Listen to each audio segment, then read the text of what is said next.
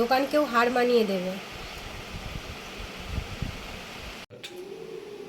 নমস্কার বন্ধুরা, সাথী কিচেনে সবাইকে স্বাগত। তো এতদিন আমি কোনো রেসিপি শেয়ার করতে পারিনি, দাদা আমার ভিডিও করে দিত না, খুব কষ্ট হতো স্ট্যান্ডে রেখে ক্যামেরা করতে। তো আজকে দাদা সময় পেয়েছে, তো এই গরমে প্রাণ ঠান্ডা করার জন্য আমি একটা নতুন রেসিপি বানাবো, সেটা হলো বাটারস্কচ আইসক্রিম। তো এর জন্য আমি প্রথমে এই যে আমুল দুধ নিয়েছি, এটাকে গরম করে নেব।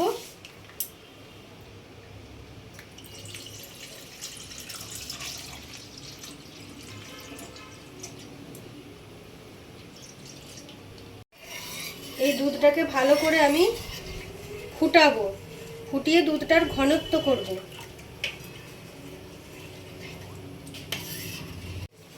দুধটা আমার ফুটে গেছে, তো এখানে আমি 4 হাতা মতো দুধ তুলে নেব।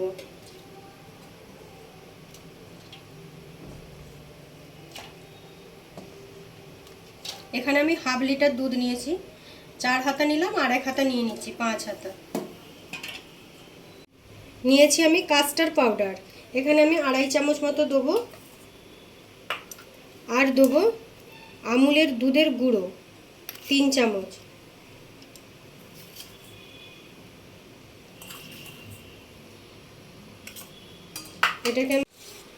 এটাকে আমি ভালোভাবে বাটারটা তৈরি করে নেব।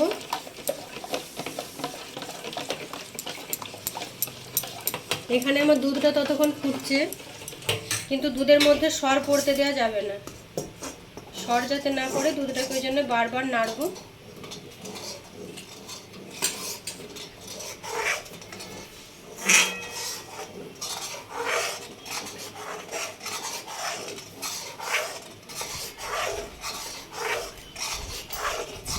এখানে আমি এই 1 চামচ মতো চিনি দেবো।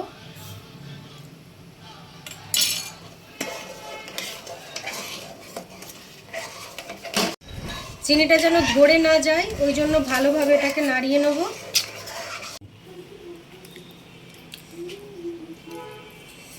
এই ফ্রাই প্যানে আমি কিছুটা চিনি নিয়েছি।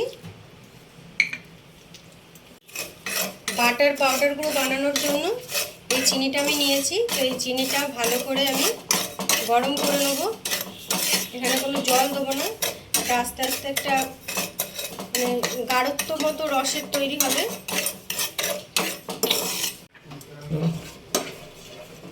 তো যেই চিনিটা আমি দিয়েছিলাম, এই যে পুরো চিনিটা লাল হয়ে গেছে গলে বাটারস্কচের জন্য। আর দিয়ে দিলাম কাজু।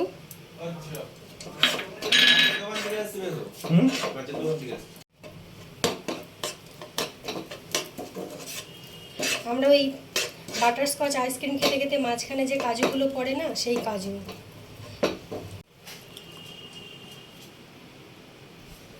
তো বাটারস্কচে বাটার না দিলে এটা পুরো অসম্পূর্ণ রয়ে যায়, ওই জন্য আমি পুরো ফুল 1 চামচ বাটার নিয়েছি, এটা এখানে দিয়ে দেবো।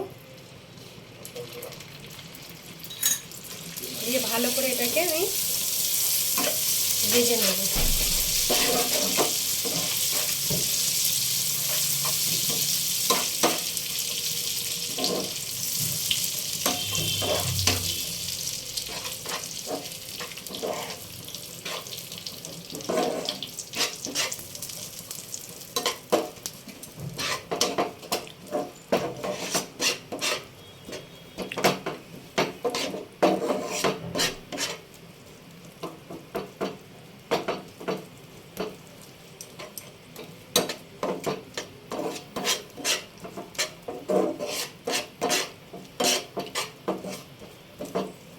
আমার ভালোভাবে ভেজে নেওয়া হয়ে গেছে, এটা তৈরি হয়ে গেছে। এটাকে আমি এখন ঠান্ডা হতে দেবো।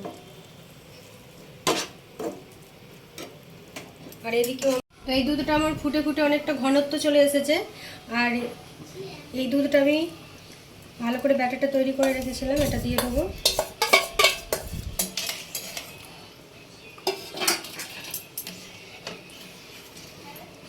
এটা একদম কম স্টিমে করব। আর এদিকেও আমার আইসক্রিমের পুরো ব্যাটার তৈরি।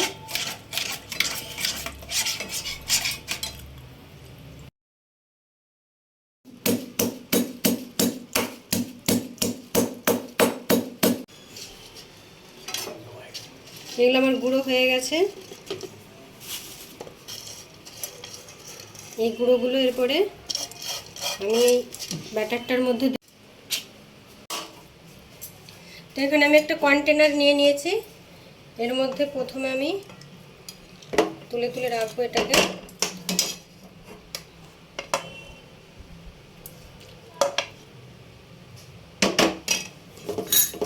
এটাকে ভালো করে চাড়িয়ে নেব। তারপরে এই কাজুর ব্যাটারটা ভালো করে দেবো, এই গুঁড়োটা আবার দেব।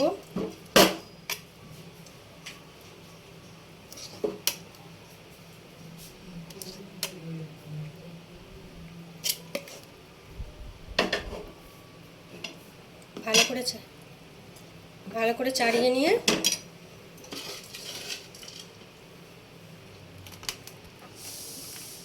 আবার এই কাজুর গুঁড়োটা ভালো করে দিয়ে দেবো।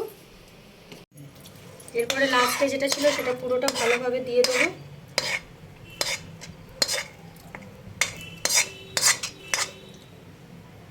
চাড়িয়ে নেবো একটু।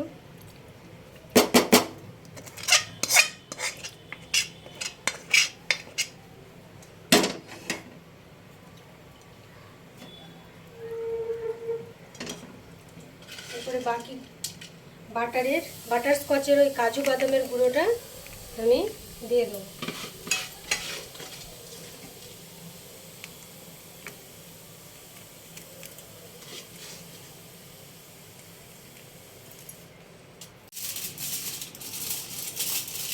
আমি নিয়ে নিয়েছি সিলভার পেপার।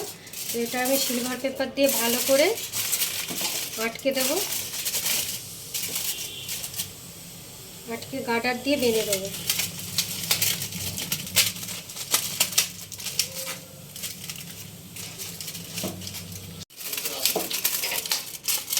এটা আমি 8 ঘন্টা মতো ফ্রিজে রেখে দেবো। 8 ঘন্টা মতো আমি ফ্রিজে রেখেছিলাম। এবার আমি খুলবো এটা।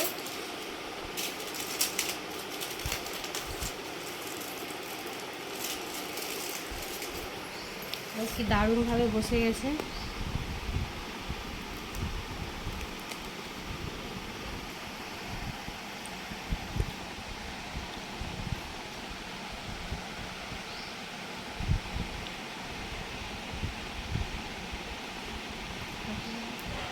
দারুণ বাটারস্কচ আইসক্রিম হয়েছে, দেখুন একদম দোকানকেও হার মানিয়ে দেবে।